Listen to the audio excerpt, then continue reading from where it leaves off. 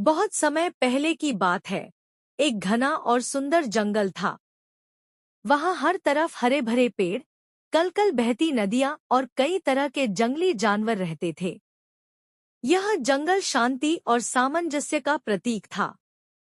पक्षी गाना गाते, हिरण दौड़ते और बंदर अपनी मस्ती में मग्न रहते। जंगल के बीचों बीच एक विशाल बरगद का पेड़ था, जो सभी जानवरों के लिए आश्रय स्थल। एक दिन जंगल में कुछ असामान्य हुआ।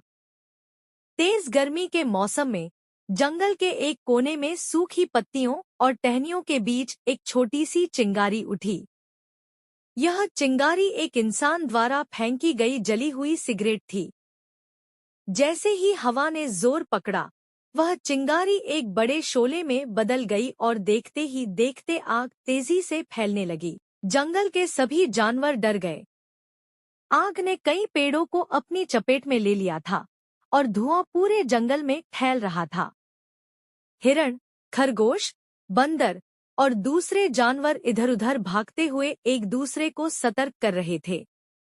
जल्दी करो, आग से दूर भागो। लेकिन भागना कोई समाधान नहीं था, क्योंकि जंगल की यह आग पूरे इलाके को नष्ट करने की धमकी दे रही थी। इस खतरनाक स्थिति में सभी जानवर बरगद के पेड़ के नीचे इकट्ठा हुए।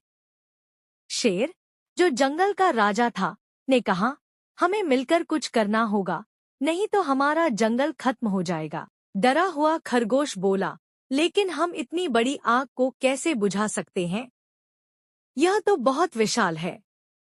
एक समझदार उल्लू ने सुझाव दिया, हमें अपनी ताकत और समझ का उपयोग करते हुए एक साथ प्रयास करना होगा।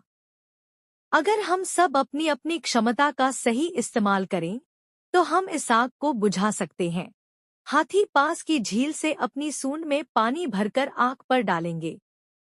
बंदर पेड़ों पर चढ़कर उन शाखाओं को काटेंगे जो आग को और फैलने में मदद कर रही थी। हिरण और खरगोश तेजी से दौड़कर बाकी छोटे जानवरों को सुरक्षित स्थानों पर ले जाएंगे।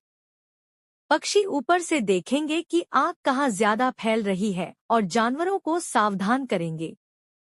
उल्लू और लोमड़ी पास के गांव में जाकर इंसानों से मदद लाने की कोशिश करेंगे। हाथियों ने तुरंत झील से पानी भरना शुरू किया और अपनी ताकत से आग पर डालना शुरू कर दिया। बंदर बड़ी कुशलता से पेड़ों पर चढ़कर सूखी शाखाओं को काट रहे थे। हिरण और खरगोश अपने छोटे मगर तेज कदमों से दूसरे जानवरों को सुरक्षित स्थान पर ले जा रहे थे। पक्षी, खासकर तोते और बाज, ऊपर से निगरानी कर रहे थे और बाकी जानवरों को चेतावनी दे रहे थे कि आग किस दिशा में बढ़ रही है। उल्लू और लोमड़ी गांव पहुंचे और वहां के लोगों को जंगल की हालत के बारे में बताया। गांव वाले, जो जंगल के संसाधनों पर निर्भर थे, तुरंत पानी की बाल्टियां और अन्य उपकरण लेकर जंगल की ओर रवाना हो गए। कुछ घंटों की संयुक्त कोशिशों के बाद आग पर काबू पा लिया गया।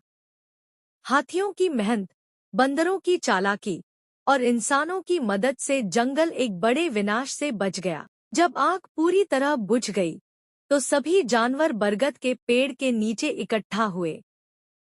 हिरण ने कहा, यह हमारी एकता का नतीजा है कि हमने अपने घर को बचा लिया।